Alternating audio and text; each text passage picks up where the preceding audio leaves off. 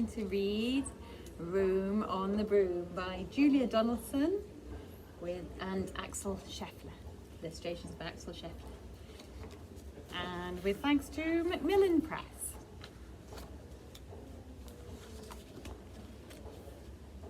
And we've got Winnie in the background. We've got a lot of witches today. The witch had a cat and a very tall hat and long ginger hair which she wore in a plait.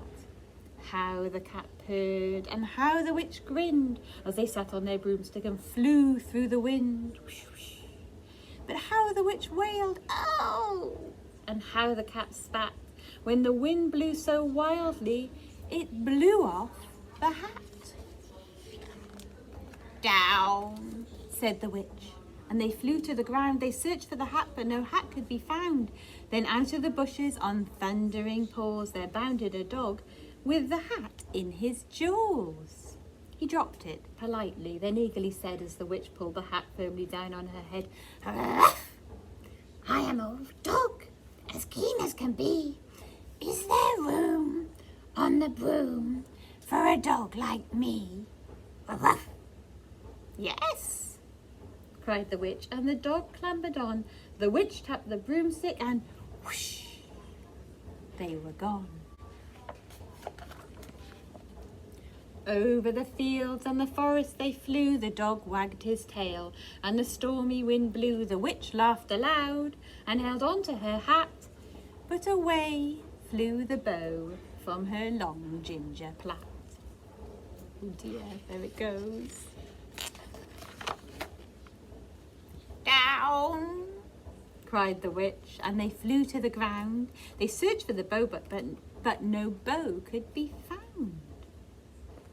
Then, out from a tree, with an ear-splitting shriek, "Wah, wah!" there flapped a green bird with the bow in her beak.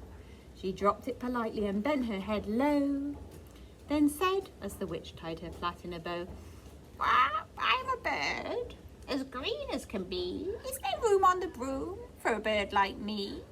"Wah, wah!" "Yes," cried the witch. So the bird fluttered on. The witch tapped the broomstick and whoosh, they were gone.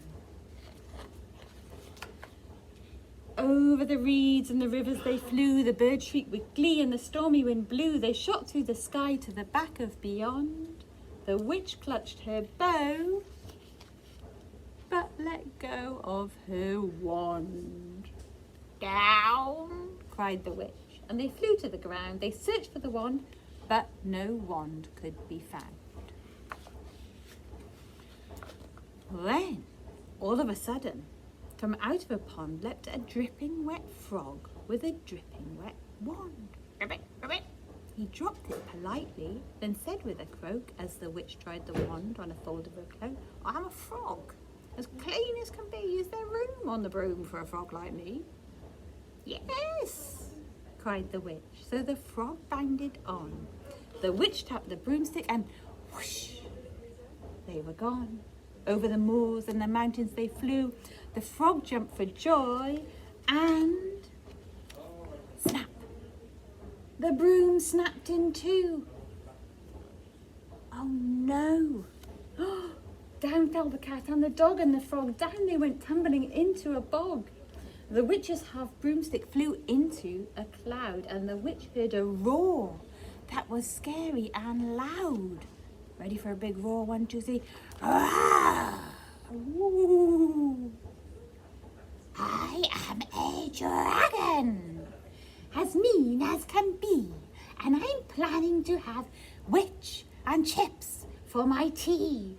"No!" cried the witch, flying higher and higher. The dragon flew after her, breathing out fire. "Help!" cried the witch, flying down to the ground. She looked all around, but no help could be found. The dragon drew nearer and, licking his lips, said, "Maybe this once I'll have witch without chips."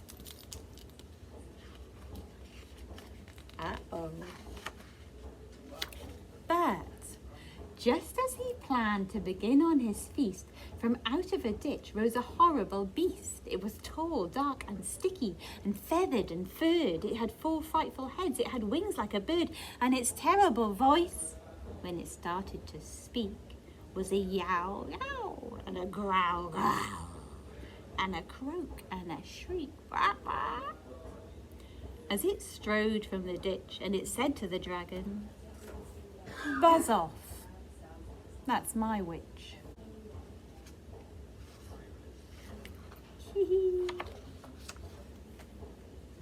The dragon drew back and started to shake. "Oh, I'm sorry," he spluttered. "I made a mistake. It's nice to have met you.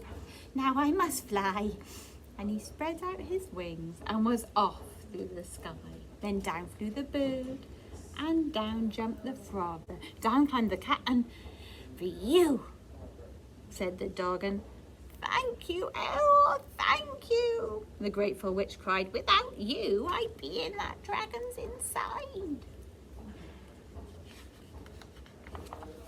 Then she filled up her cauldron and said with a grin, "Find something, everyone, throw something in."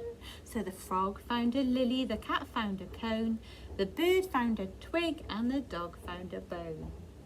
They all threw them in, and the witch stirred them well, and while she was stirring, she muttered a spell. Higgity, ziggity, zaggity, zoom. Then out rose a truly magnificent broom. Look at that. That's super cool. With seats for the witch and the cat and the dog, a nest for the bird and a shower for the frog. "Yes!" cried the witch, and they all clambered on. The witch tapped the broomstick and whoosh, they were gone. I like that one. That's great, isn't it? See you next time. Bye, folks.